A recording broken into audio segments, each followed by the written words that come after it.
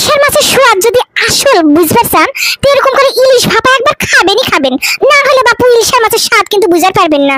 আজকে ইলিশের মাছের ভাপা করেছি, শুন চলে যে তার এক না ইলিশের মাছের ভাপা খাবো না তাই কি করে হয় বলো তো? দেখেছেন আমার তরকারি চেহারা খান এমন সুন্দর হসে, মনে হতে লপাত করে লিয়ে লপাত করে একবার খাইলি।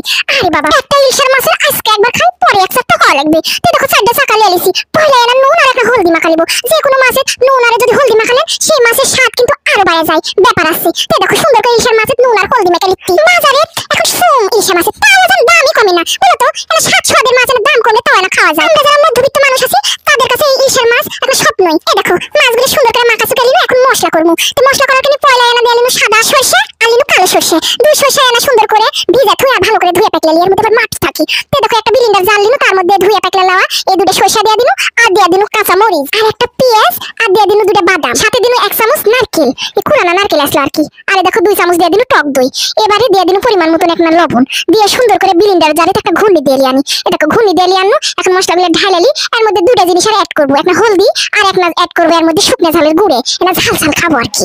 তো দেখো দুটো মশলা সুন্দর করে এর মধ্যে মিক্স করে নিই। থেকে থেকে মনে হয় যে একটা যদি পুকুর থাকলো না সেটি যদি ইলিশ মাছ চাষ করা গেল না আর লপাত করে খালি জাল দিয়ে মারে মারে খালি খাওয়া গেল না।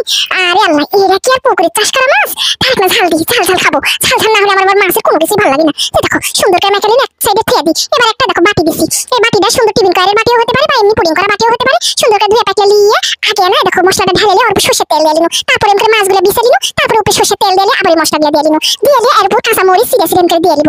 আজকে মনে হয় ঝাল হবে, দেখেছেন আমার ঝাল দেওয়ার কাহিনী। আমার সব কাম শেষ, এখন ঢাকনা দিয়ে বাটিটা ঢাকে এখন দিয়ে দেবো চুলের উপর। তো চুলের উপর বাবা কেমন করে দেওয়া লাগবে তোমার কেন দেখায়, অনেকে ভাতের হাঁড়ির মধ্যে দেয়, আমার ভাত দাগি হয়ে গেছে তাই কিনে আমি কড়াই পানি দিয়ে সেটা একটা স্ট্যান্ড বসা তার উপর এরকম করে কাঁচের ঢাকনা দিয়ে ভাপ দিয়ে নিন।